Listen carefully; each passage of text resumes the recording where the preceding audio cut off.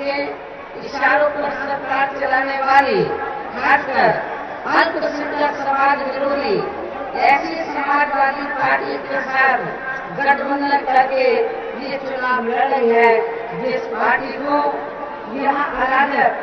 आपराधिक, सांप्रदायिक, भ्रष्ट व जंगल राज आदि का खास प्रतीक माना जाता है। ऐसी स्थिति में अब यहाँ प्रदेश की आम जनता को ये तय करना है कि क्या वे ऐसी पार्टी को के गठबंधन के दागी चेहरे को अपना वोट देंगे या फिर इसके स्थान पर इन सभी तत्वों का सफाया करके या हर स्तर पर कानून द्वारा कानून का राज कायम करने वाली अपनी एकमात्र बीएसपी की बेदागी चेहरे को अपना वोट देंगे। और अब इसका सही फैसला प्रदेश की जनता को इस चुनाव में ही करना होगा। और वैसे भी इस बारे में लोगों के सामने सच्चाई यही है कि प्रदेश की वर्तमान सपा सरकार ने यहाँ शुरू से ही अराजक, आपराधिक, सांप्रदायिक, भ्रष्ट व जंगल राज ही व्याप्त रहा है, जिसकी खास वजह से ही यहाँ पूरे प्रदेश में चोरी, डकैती, लूटमार, फिरौती, हत्या, अपहरण, महिला उत्पीड़न, गुंडा टैक्स, सरेआम गुंडागर्दी, जमीनों पर जबरन अवैध कब्जे तथा सांप्रदायिक दंगे व तनाव आदि की घटनाएं काफी ज्यादा चरम सीमा पर ही होती है। यही मुख्य कारण है कि इस सरकार के चलते यहाँ प्रदेश में मुजफ्फरनगर सहित लगभग 500 और भी छोटे बड़े सांप्रदायिक दंगे व तनाव आदि की वारदातें डाले की अति दर्दनाक घटना घटी। मथुरा में जमीन अवैध कब्जे को लेकर खूनी संघर्ष हुआ, जिसमें एक पुलिस अधिकारी की जान कटनी चली है। बुलंदशहर का अति शर्मनाक बलात्कार कांड हुआ आदि। इस प्रकार से सपा सरकार ने यह हर तरफ असुरक्षा व आतंक का माहौल ही हावी रहा है। इसके साथ ही विकास के कार्य भी अधिकांश यहाँ आधे अधूरे ही किए जाते रहे हैं, जिनके प्रचार प्रसार पर प्रदेश की जनता का सरकारी करोड़ों अरबों रुपया अकेले यहाँ मीडिया में ही काफी बेदर्दी से खर्च कर दिया गया है, जबकि इसी अपराध धन को यहाँ गरीबों के हित व कल्याण के कार्यों पर भी खर्च किया जा सकता था। इसके अलावा सपा सरकार ने विकास व जनहित के जो भी थोड़े बहुत कार्य किए गए हैं, तो उनमें से अधिकांश बड़े बड़े कार्यों की शुरुआत बीएसपी की सरकार में ही कर दी गई थी। और इतना ही नहीं, बल्कि बीएसपी की अनेकों जनहित की योजनाओं को तो वर्तमान सपा सरकार ने बहुत चालाकी से केवल उनका नाम बदलकर ही चलाया हुआ है, जिसमें इनकी समाजवादी पेंशन योजना खास है, जिसका पहले मूल नाम महामाया गरीब आर्थिक मदद योजना था। इसके साथ ही इस सपा सरकार ने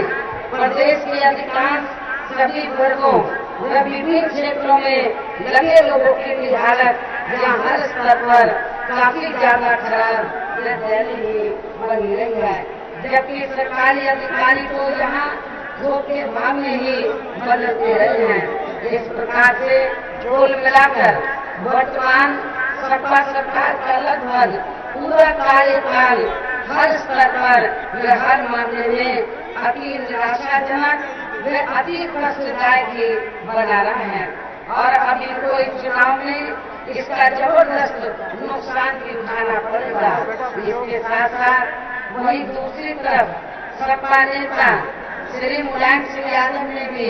अपने पुत्रमोह की वजह से जिस प्रकार से कदम कदम पर अपने भाई शिवपाल यादव को जनता के सामने अपमानित किया है, तो इसका अब शिवपाल गोपाल यादव व इनके घराने के लोग इस चुनाव में अंदर अखिलेश व इनके घराने के लोगों को जरूर नुकसान पहुंचाएंगे, अर्थात इनको जरूर सबक सिखाएंगे। तो इससे ये स्वाभाविक ही है कि अब सपा सरकार के, अब इससे स्वाभाविक ही है कि अब समाजवादी पार्टी के ये दोनों खेमे इस चुनाव में अंदर एक दूसरे के खेमे के उम्मीदवारों को हराने की ही पूरी कोशिश करेंगे। और फिर इनका अर्थात सपा का अपना बेस वोट भी दो खेमों में ही बट के रह जाएगा। और यदि ऐसे हालातों में खासकर प्रदेश के अल्पसंख्यक समाज के लोग अपना जो भी वोट सपा के उम्मीदवारों को देते हैं, तो फिर उनका यह वोट पूरी तरह से न केवल बेकार ही चला जाएगा, बल्कि इसका सीधा फायदा न बीजेपी को ही पहुंच सकता है। इसलिए अपने इस होने वाले नुकसान से बचने के लिए प्रदेश के खासकर अल्पसंख्यक समाज के लोगों को अपना एक तरफा वोट सपा को न देकर केवल अपनी एकमात्र हितैषी पार्टी बहुजन समाज पार्टी को ही देना है, जिसका अपना दलित बेस वोट पूरी तरह से एकजुट है और बीजेपी को हराने के लिए पूरी तरह से सक्रिय व तत्पर भी है। और इस वोट में